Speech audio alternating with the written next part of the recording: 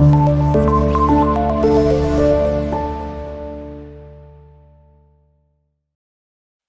वालेकुम students. 10th class computer का हमारा आज का टॉपिक अरे डिक्लेरेशन एंड अरे इनिशियलाइजेशन हो। इसके अंदर हम लोग डिक्लेरेशन और इनिशियलाइजेशन का सिंटैक्स पढ़ेंगे और इनका यूज पढ़ेंगे कि इनको किस तरीके से इस्तेमाल किया जाएगा किसी भी प्रोग्राम के साथ। ओके, तो स्टूडेंट्स सबसे पहले अरे डिक्लेरेशन के बारे में जब हम बात करते हैं तो इसका मतलब ये है कि जब हमने एक अरे डिक्लेयर करनी है, बनानी है, मतलब क्या, जैसे हम लोग एक वेरिएबल बनाते हैं स्टूडेंट, सिमिलरली इसी तरह से अरे को भी इसी तरह से ही बनाया जाता है, उसी सेम मेथड के साथ।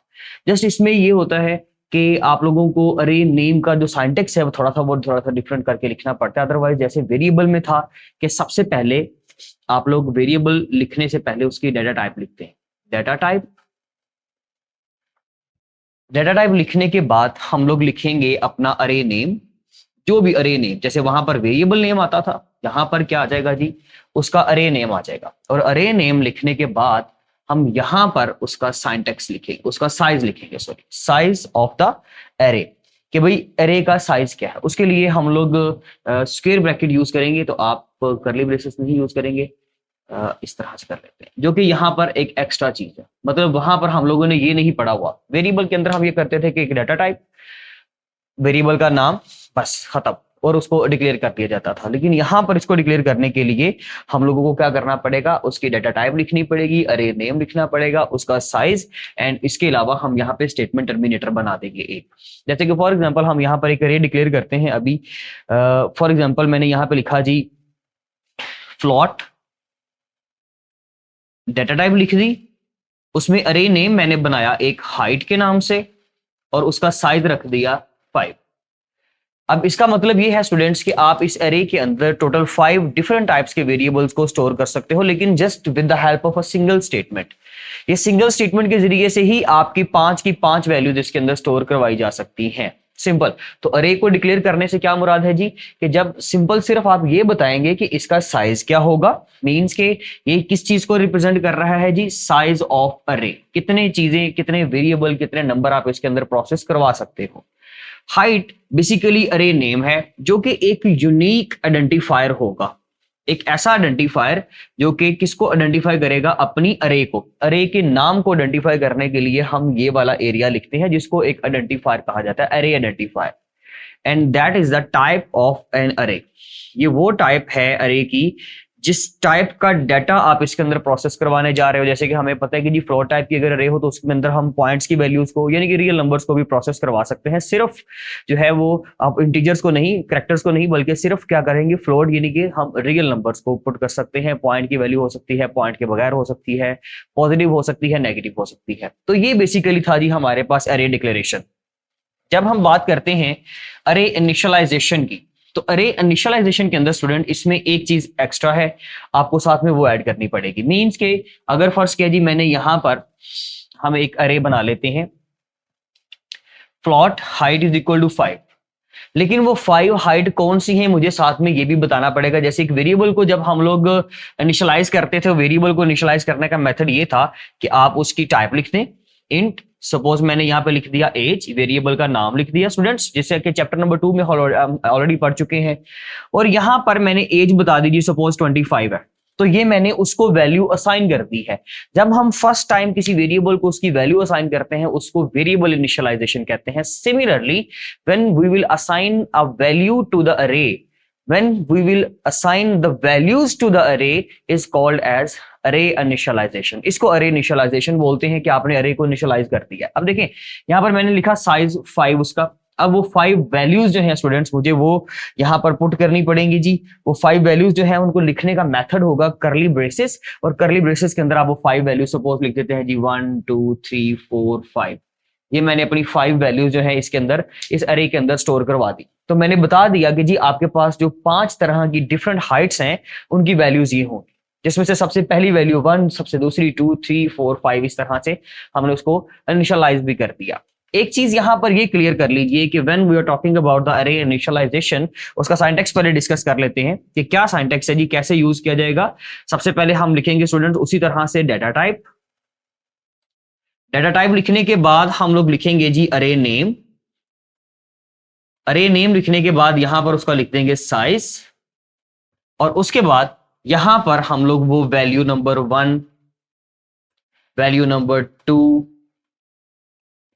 3 एंड सो ऑन, इसी तरह से जितनी भी वैल्यूज आप लोगों ने यहां पर लिखनी है वो सारी वैल्यूज आप लोग यहां पर लिख सकते हैं। जितना साइज होगा उसके अकॉर्डिंगली हम लोग वहां पर वैल्यूज भी मेंशन कर सकते हैं। जैसे कि इसके अंदर अब हमारे पास एक फ्लोट हाइट वाले ही उसके अंदर ही हम उसको प्रोसेस करवा लेते हैं कि जी इसको कैसे करेंगे हम। फ्लोट हाइट के नाम से हम एक वेरिएबल बनाते हैं अपना, यानी कि एक अरे बनाते हैं फ्लोट हाइट।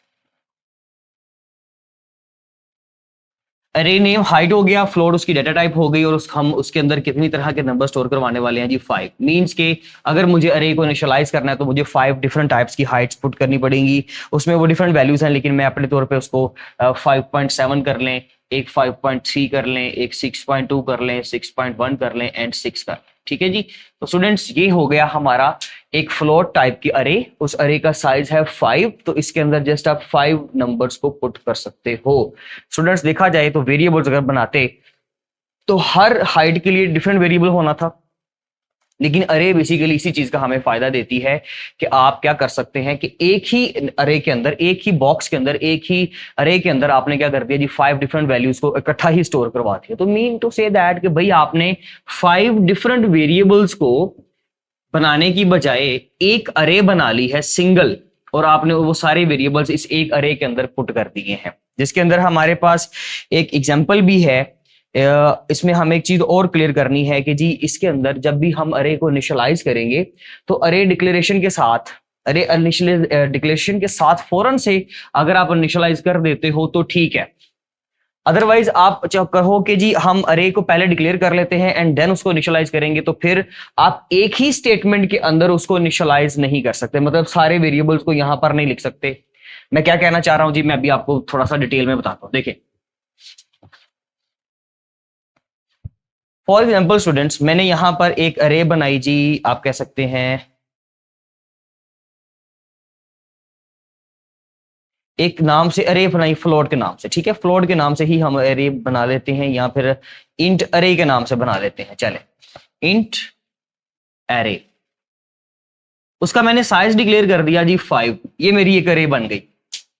स्टूडेंट्स अभी जस्ट आपने अरे को डिक्लेयर किया, आपने इसको इनिशियलाइज नहीं किया, क्योंकि भाई यहां पे हमने वो इक्वल टू लगाकर पैरेंट वो करली ब्रेसेस के अंदर डिफरेंट वैल्यूज नहीं लिखी, 5 वैल्यूज नहीं लिखी, जस्ट आपने अरे को डिक्लेयर किया है। तो नेक्स्ट लाइन के ऊपर स्टूडेंट्स आप कभी भी ऐसे अरे नेम लिखकर, क्योंकि हम याद रखिएगा कि हमने ये वेरिएबल्स के अंदर भी रूल पढ़ा था कि भाई जब आप नेक्स्ट टाइम उसी वेरिएबल को जिसको डिक्लेयर किया आपने, अगर आप वो वेरिएबल बनाते हैं तो वो वेरिएबल बनाने के बाद दोबारा से डाटा टाइप लिखने की जरूरत नहीं है, वो उसकी डाटा टाइप आप ऑलरेडी लिख चुके हुए हो, तो आपको यहां पर लिखने की जरूरत नहीं है। तो अरे भी एक वेरिएबल ही है, ये जस्ट थोड़ा सा आप कह सकते हैं कि जी पावरफुल वेरिएबल है जिसके अंदर छोटे छोटे बहुत सारे वेरिएबल्स स्टोर किए होते हैं। तो यहाँ पर हमें अरे जब दोबारा से हमने इसको इनिशियलाइज करना है, मुझे वो 5 वैल्यूज असाइन करनी है। सपोज कर लीजिए मैंने इसके अंदर 1 2 3 4 और 5, ये 5 वैल्यूज को स्टोर करवा दिया। तो हम इस तरह से नहीं कर सकते। अगर हम ये काम करेंगे स्टूडेंट तो हमें एरर मिलेगा, कभी भी ये अरे प्रोसेस नहीं की जाएगी, कंपाइलर कभी भी इसको चेक नहीं करेगा, वो अरे दे देगा, सॉरी एरर दे देगा आपको इस अरे के अगेंस्ट।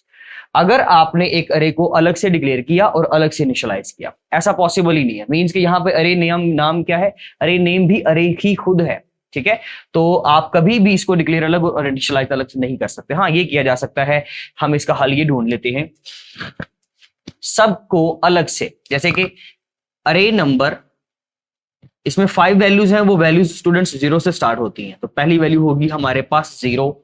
ठीक है जी, तो अरे 0, अरे